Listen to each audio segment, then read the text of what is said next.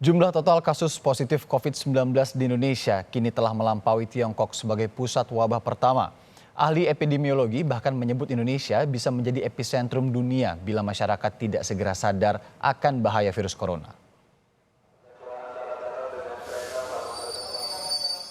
Pembatasan sosial berskala besar atau PSBB transisi kembali dilanjutkan Pemprov DKI Jakarta hingga 30 Juli mendatang karena penularan COVID-19 secara meluas terus terjadi. Meski begitu, hingga kini masih ada penolakan dari masyarakat soal pencegahan penyebaran virus corona yang bahkan berakhir dengan bentrokan.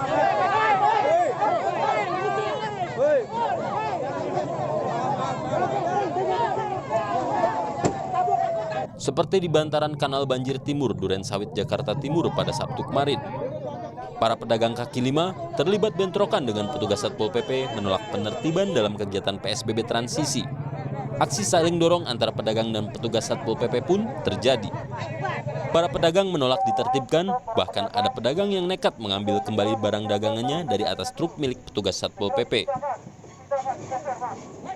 Sementara itu, kasus konfirmasi positif corona di Indonesia terus bertambah. Jumlah ini membuat kasus corona di Indonesia kini melampaui Tiongkok, negara yang menjadi pusat wabah pertama di dunia. Berdasarkan data dari worldometer.info, hingga Sabtu kemarin tercatat 84.882 kasus positif corona di Tiongkok. Sementara Indonesia selisih 1.238. Tren penambahan kasus positif corona di Indonesia dalam 3 hari terakhir selalu di atas angka 1.400. Dalam program Sapa Indonesia Malam, Ketua Satgas COVID-19 Ikatan Dokter Indonesia Zubairi Zurban menyebut kurangnya disiplin dalam masyarakat membuat kasus COVID-19 di Indonesia terus meningkat. Jangan sampai Indonesia melampaui Mesir terkait penambahan kasus corona per hari. Iya, ini kan sebetulnya masalah perubahan perilaku. Untuk perubahan perilaku itu memang ada beberapa tahapan. Pertama informasi, setelah tahu kemudian harus paham kemudian baru berganti perilaku yang baik, kemudian mempertahankan perilaku yang baik.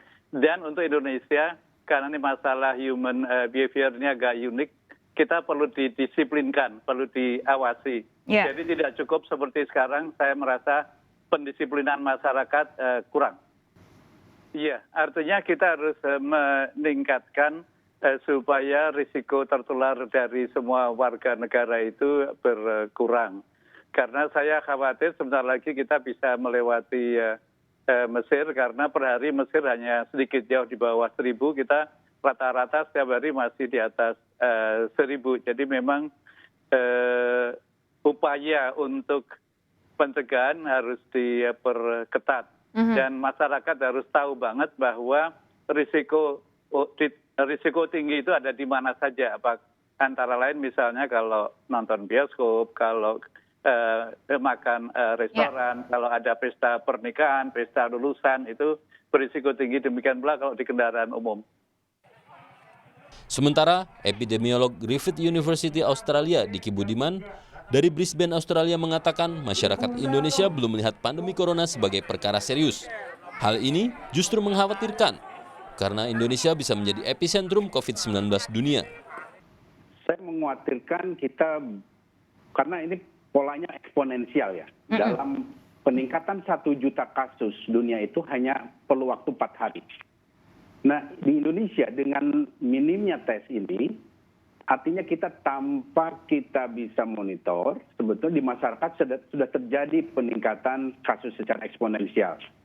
Yang artinya Jawa yang saat ini menjadi epicenter juga bisa berkontribusi pada Indonesia menjadi epicentrum di level global. Oke, Anda mengkhawatirkan Indonesia jadi epicentrum COVID-19 global ya? Iya, ini yang saya khawatirkan. Oke. Karena masalahnya adalah masyarakat kita ini belum melihat bahwa ini adalah masalah yang sangat serius. Pandemi ini, tipe dengan seperti COVID ini akan berlangsung relatif lama. Ingat, 100 tahun lalu, pas bulan Juli ini, Indonesia itu mengalami yang disebut dengan gelombang pertama pandemi flu. Flu Spanyol waktu itu ya? Betul, persis pada bulan Juli ini. Dan dalam waktu kurang lebih 3 tahun, hampir 4,5 juta penduduk Indonesia yang wafat. Masalah perilaku masyarakat kini menjadi masalah terbesar penanganan COVID-19 di tanah air. Indonesia memerlukan disiplin kuat serta kesadaran warga akan nyatanya bahaya virus corona agar dapat pulih dan segera bangkit dari pandemi global ini. Tim Liputan, Kompas TV.